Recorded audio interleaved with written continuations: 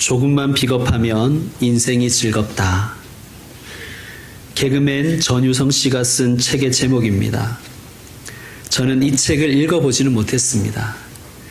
또 전유성 씨가 실제로 조금 비겁하게 인생을 살았는지 저는 모르고 또 알 마음도 없습니다.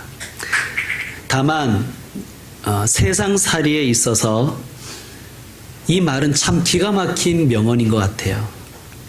조금만 비겁하면, 그리고 조금만 타협하면, 조금만 자존심을 내려놓으면, 또 조금만 고집을 부리지 않으면, 또 조금만 눈을 감으면 즐겁게 인생을 살 수 있습니다.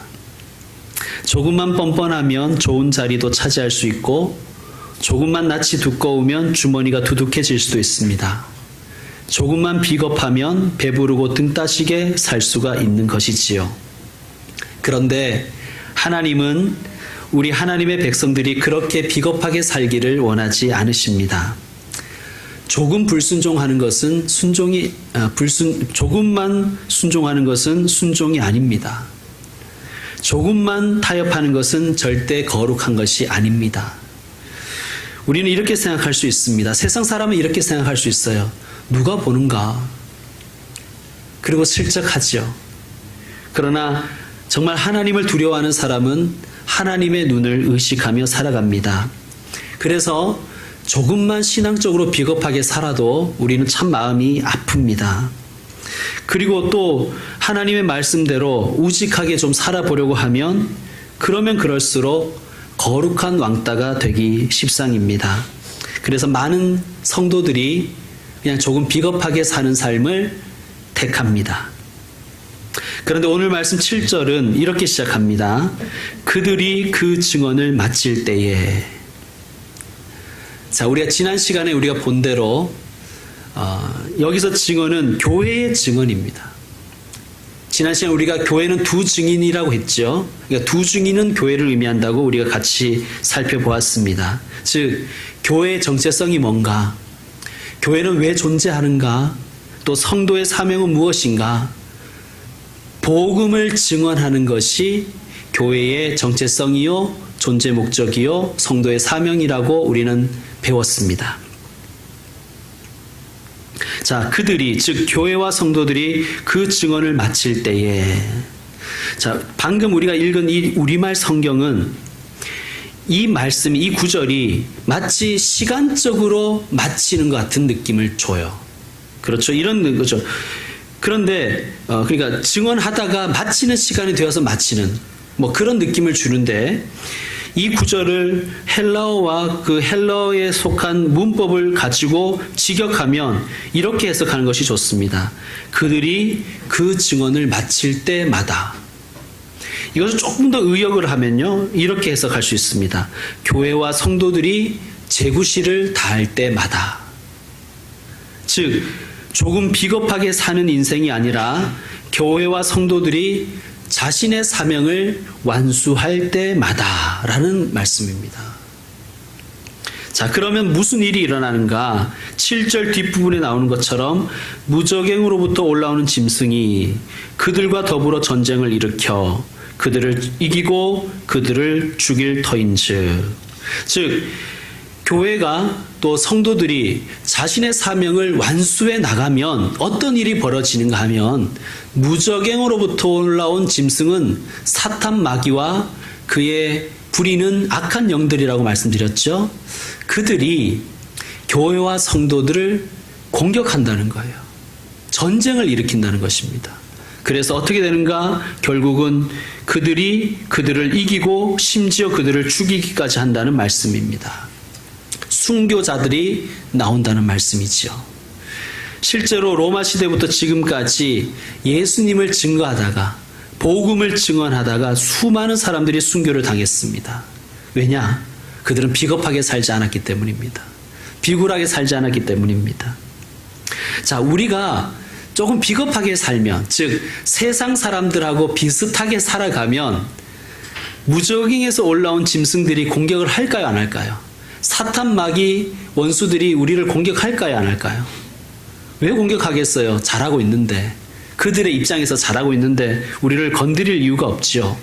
반대로 우리가 주님 입장에서 잘하고 있으면, 그러니까 비겁하게 살지 않고 교회의 사명을 완수하고 성도의 존재 목적을 잘 수행하고 있으면 어떻게 된다는 말씀입니까?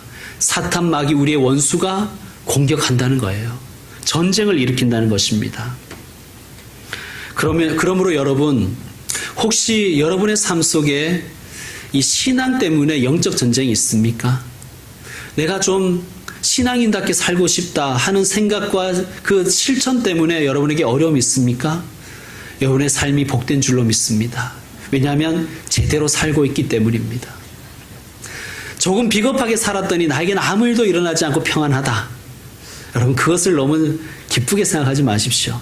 사탄조차도 여러분을 상대하기 싫어하는 것입니다. 건드릴 필요가 없다고 생각하는 것입니다. 무시하는 거죠. 쟤는 가만 놔둬도 지옥 갈 거다. 그렇게 생각하는 것이죠. 여러분, 하나님 말씀대로 살아보려고 하면 만만치 않은 삶이 우리에게 놓여져 있습니다.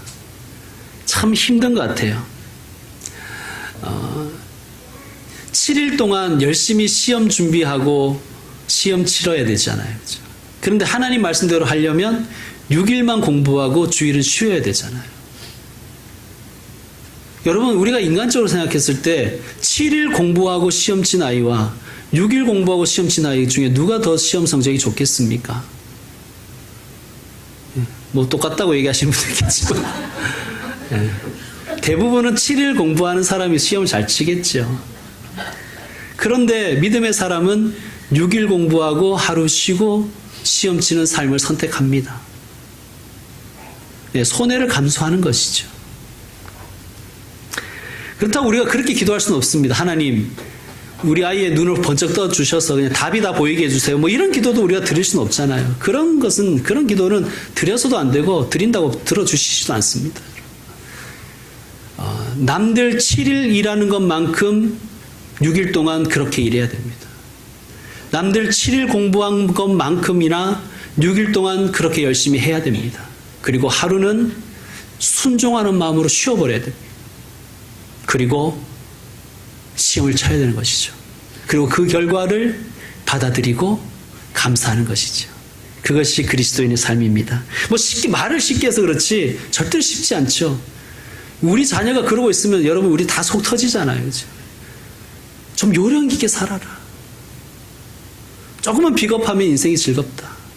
우리가 어쩌면 그런 모습으로 살아가고 그렇게 가르치고 있는 것 아닌가 반성해 봅니다. 자, 8절 말씀 여러분 한번 읽어주세요. 8절입니다. 시작. 그들의 시체가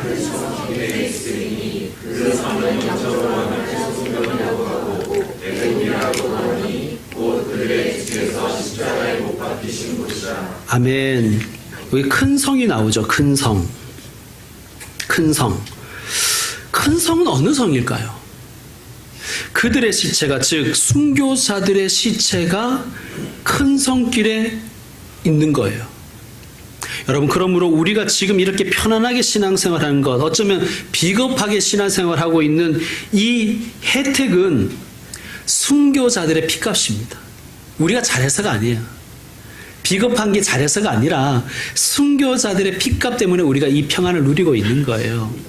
자, 그런데 그 순교자들의 시체가 누워있는 큰 성이 어디라는 거예요? 어딜까요? 자, 계시록 한번 다른 부분을 찾아봅시다. 여러분 14장으로 가셔서 8절을 한번 찾아보십시다. 8절입니다. 제가 읽겠습니다. 계시록 14장 8절입니다. 또 다른 천사 곧 둘째가 그 뒤를 따라 말하되 무너졌도다 무너졌도다 큰 성 어디요? 바벨론이여. 모든 나라에게 그의 음행으로 말미암아 진노의 포도주를 먹이던 자로다 하더라. 아멘. 자, 큰 성은 그러면 어느 나라를 의미하는 거예요? 바벨론이죠. 바벨론. 계시록에는 바벨론이 자주 등장합니다. 바벨론이라는 나라는 실제한 나라지요. 그리고 그 나라는 남유다를 침공해서 남유다를 멸망시켰고 수많은 유다 사람들, 즉 하나님의 백성을 포로로 끌고 갔던 나라예요. 그런데 지금 그러니까 이 요한계시록 쓰여질 때에는 바벨론은 멸망했습니다. 그러면 금방 멸망한 게 아니라 수백 년 전에 멸망한 나라예요. 바벨론이 멸망하고 페르시아가 섰고, 페르시아가 멸망하고 헬라 제국이 섰고, 헬라 제국을 멸망시키고 로마 제국이 들어선 거 아닙니까? 로마 제국 때 계시록이 쓰여진 거예요. 자, 그러면 계시록에서 말하는 바벨론은 어느 나라를 의미하겠습니까? 로마입니다. 로마. 그러니까 로마라고 대놓고 얘기를 안 해서 그렇지 바벨론은 로마를 상징하는, 그러니까 큰 성은 바벨론이고 바벨론은 로마입니다. 즉 당시의 로마 제국이 바벨론이 가졌던 그 속성을 그대로 이어받았다는 것이죠. 여러분, 그럼 오늘날의 로마 제국은 어디입니까? 오늘날의 로마 제국. 예, 그렇죠. 하나님을 거역하는 사람들, 또 하나님의 뜻을 거스르는 모든 나라와 모든 법과 모든 제도와 문화와 집단들을 우리는 바벨론이라고 할 수도 있고 로마 제국이라고 할 수 있겠습니다. 자, 다시 11장 8절로 돌아오셔서요. 11장 8절로 돌아오면 큰 성의 본질을 더욱더 드러냅니다. 그 성은 영적으로 하면 소돔이라고도 하고 애굽이라고도 하니 곧 그들의 주께서 십자가에 못 박히신 곳이라 라고 말씀합니다. 그러니까 큰 성은 영적으로 소돔이요 애굽이라는 얘기예요. 여러분, 소돔은 어떤 도시였어요? 우리가 구약 성경을 읽어보면 소돔이란 나라, 어떤 나라였어요? 어떤 도시였습니까? 음란함의 상징이었습니다. 음란의 대명사. 나그네를 대접하기는커녕 나그네를 업신여기고 그들을 집단 성폭행하려고 했던 도시가 소돔이었습니다. 지금도 동성애를 소돔이라 그러죠. 소돔이 영어로. 그러니까 여기서 온 것입니다. 그러면 애굽은 어떤 나라였습니까? 애굽은 이집트죠. 애굽은 어떤 나라였죠? 애굽은 교만의 대명사예요. 하나님을 대적하는 세력의 대명사입니다. 이 애굽은 하나님의 백성 이스라엘을 억압하고 노예로 삼아서 부린 나라예요. 그래서 애굽은 하나님의 백성들에게는 환난의 대명사예요. 고난의 대명사. 자, 그러니까 이 큰 성은 바벨론이며 바벨론은 로마를 이야기하는 것이며 로마의 속성이 뭐냐? 음란과 환난이라는 거예요.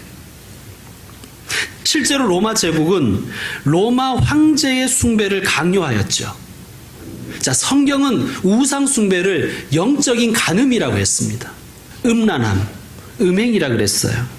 실제로 로마 제국은 성적으로 많이 타락했었습니다. 또 로마는 성도와 교회를 박해했어요. 고난과 환난이 로마가 성도와 교회에게 준 것입니다. 그러니까 그 속성이 소돔과 애굽을 닮았다는 말씀이 맞지요.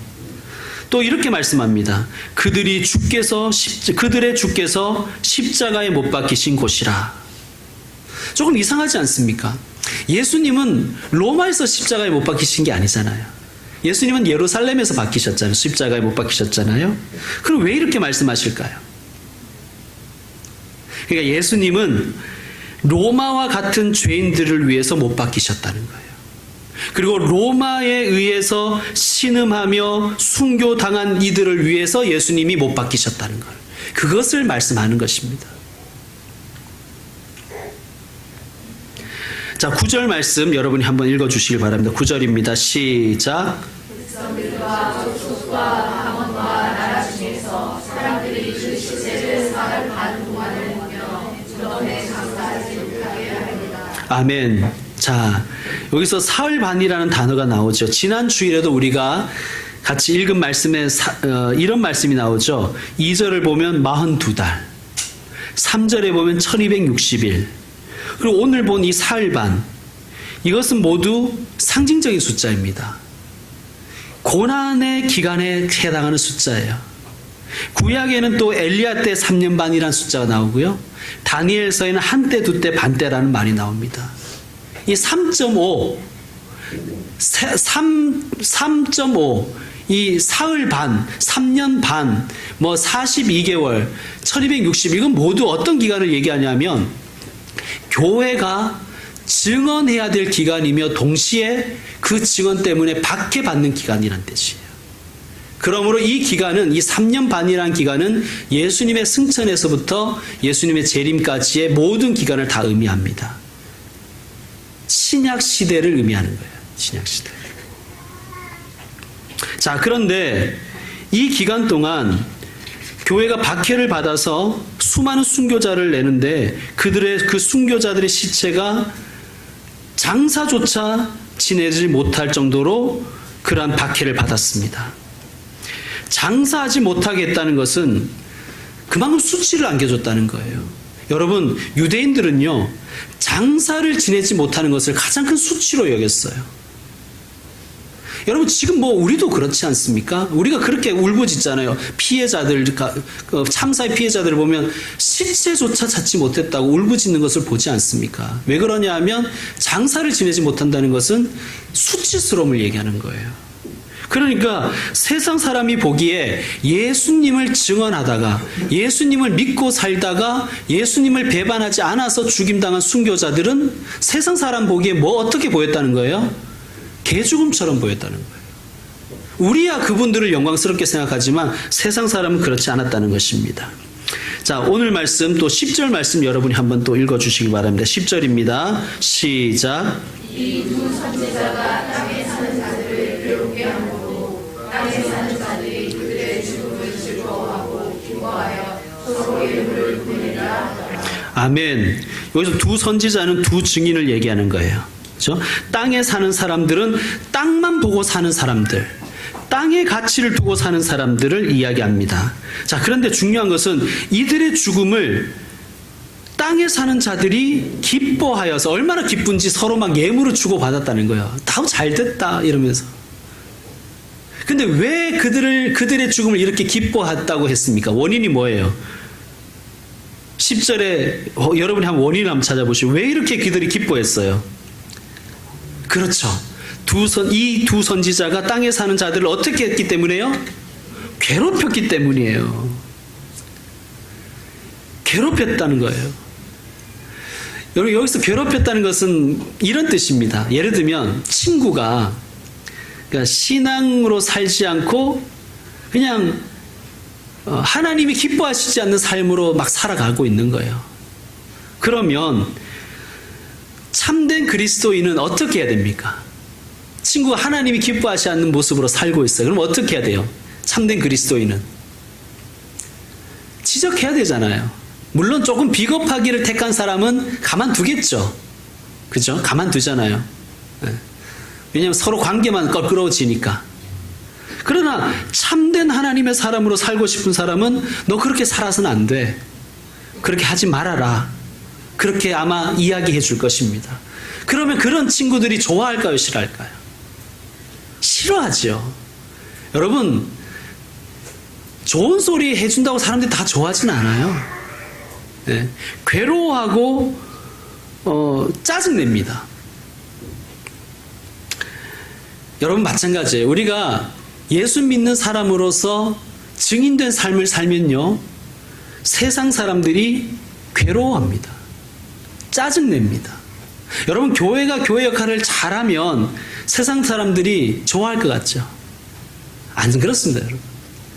교회가 교회로서의 역할을 열심히 해나가면요, 세상 사람들이 미워하고 오해합니다. 그것이 이제 예수님을 잘 믿는 사람들로서 가지는 환란이죠. 그래서 이들이 죽은 것을 보고 세상 사람들이 너무 좋아서 선물 교환을 했다는 것 아닙니까? 그 정도로 좋아했다는 거예요. 자, 얼마나 우리 성도들의 입장에서 볼 때 슬픈 현실입니까? 네, 죽음 당한 것도 슬픈데 그 죽음이 수치스러운 죽음으로 취급받고 오히려 그들의 이 순교자들의 죽음이 세상 사람들에게는 기쁨이 되는, 얼마나 맥 빠지는 현실입니까?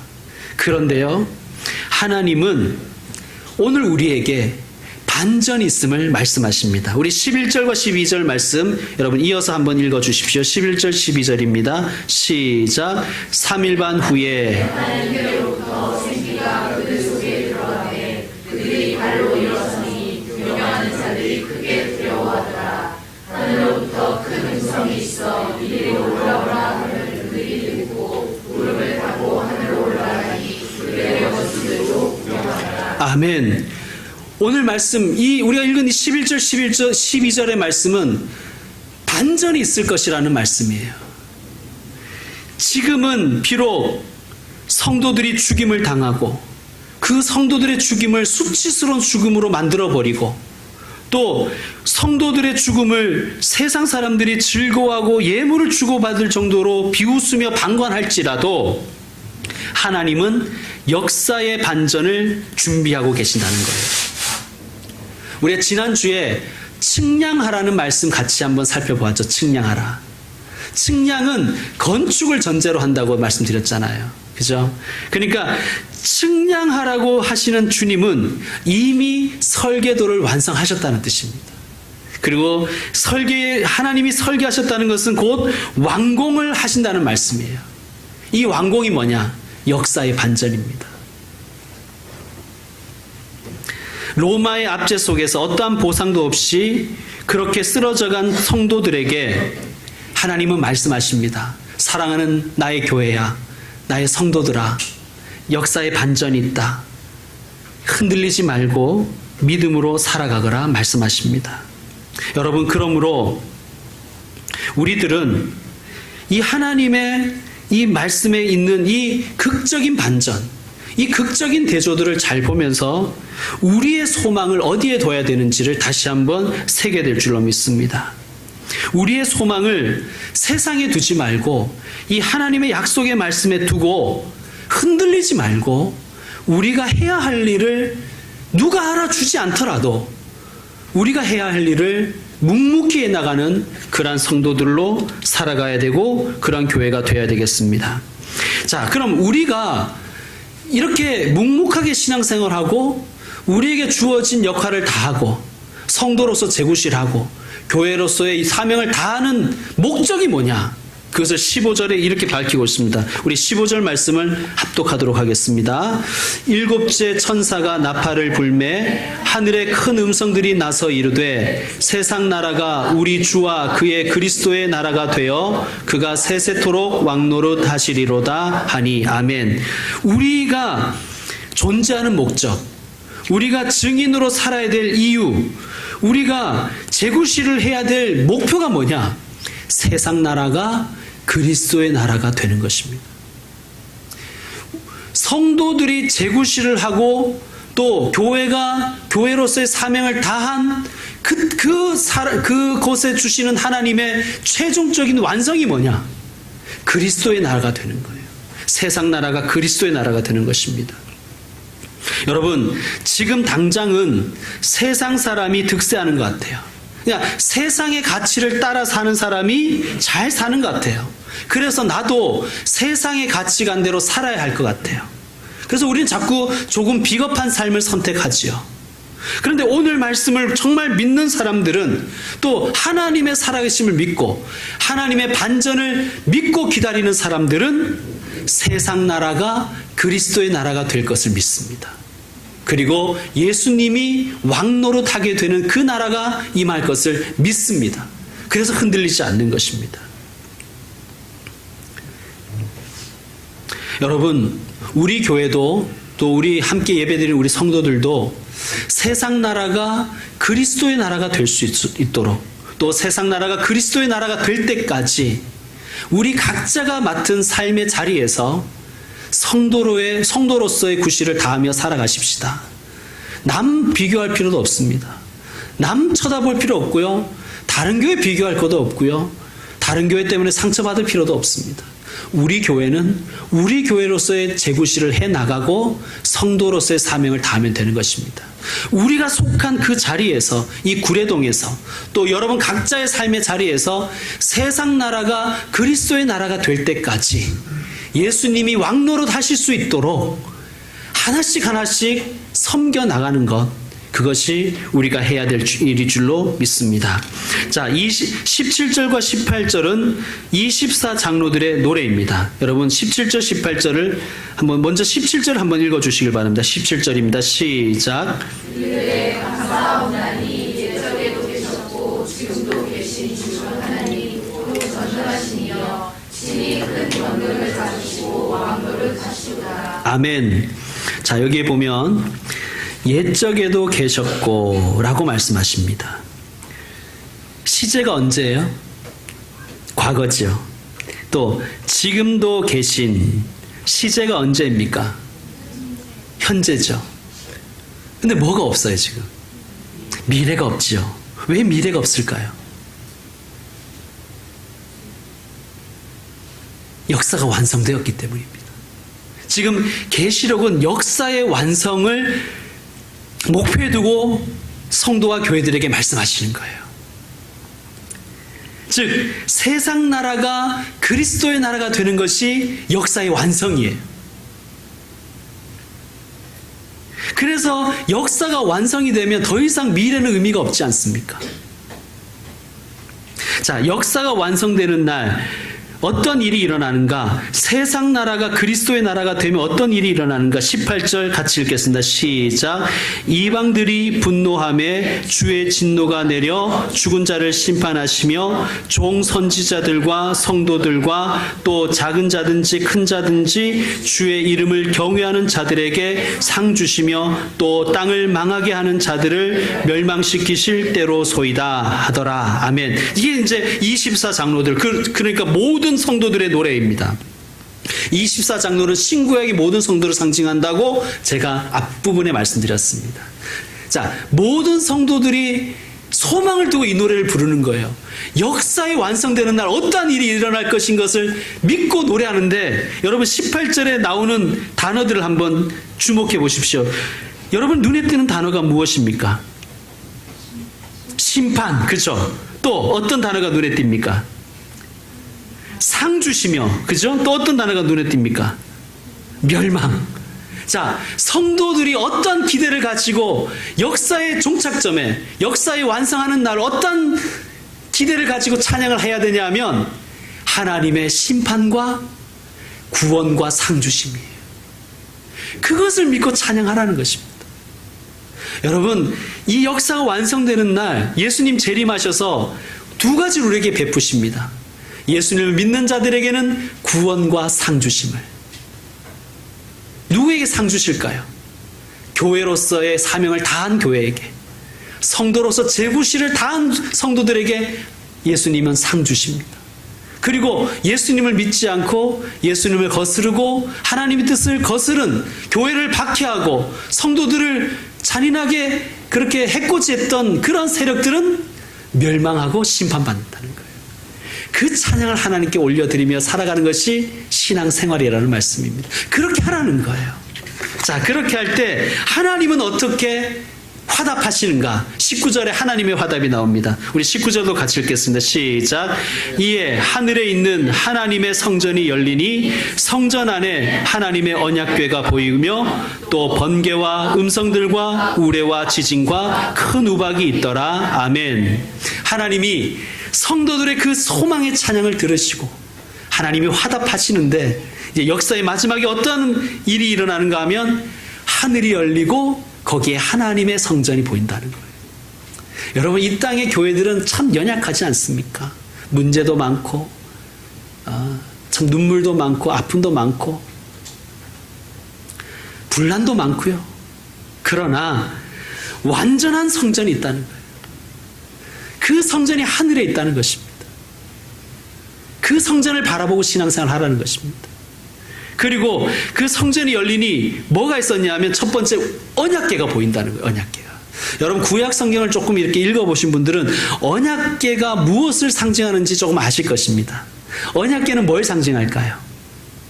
구원을 상징해요. 하나님의 구원. 또 하나 뭘 상징할까요? 하나님의 임재와 교제를 의미합니다. 자, 그러니까 하나님의 구원하심을 믿고 하나님의 상주심을 믿고 흔들리지 않고 살아가는 성도들에게 하나님이 어떻게 응답하시냐 하면 언약궤로 응답하신다는 거예요. 구원을 완성하실 것이며 그리고 하나님과 영원한 교제 속에 있게 하신다는 거예요. 여러분, 하나님과 영원한 교제 속에서 친밀한 교제를 나누는 것이 우리가 받을 상입니다.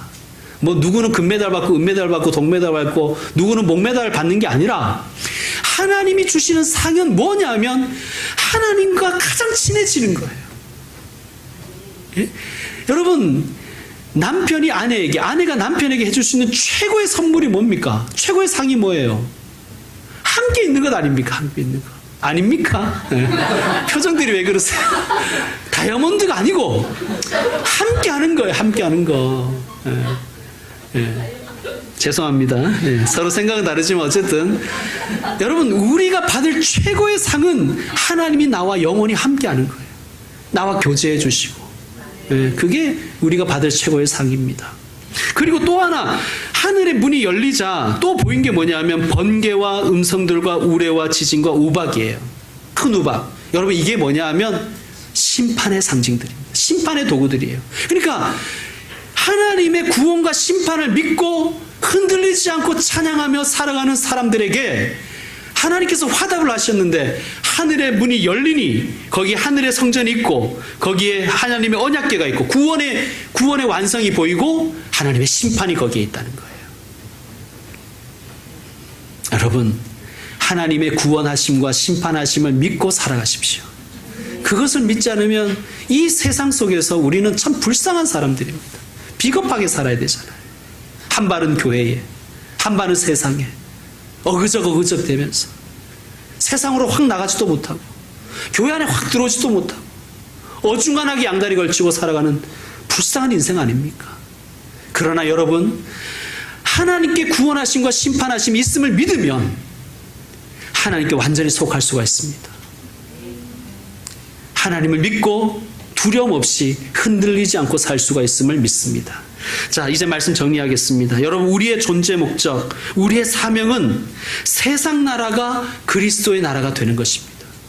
이를 위해서 증언하고요. 이를 위해서 다시 예언하는 거예요. 세상 나라가 그리스도의 나라가 되도록, 또 예수님이 왕노릇 하실 수 있도록 우리 교회에, 그리고 내 가정에, 내 삶 가운데 하나님이 왕 되시는 그 날을 기대하며 지금 우리에게 맡겨준 일을 포기하지 말고 최선을 다해서 올려드리십시다. 그것이 교회가 할 일이고 성도가 할 일입니다. 여러분, 이 엄청난 구원과 심판의 계획에 우리가 초청받았습니다.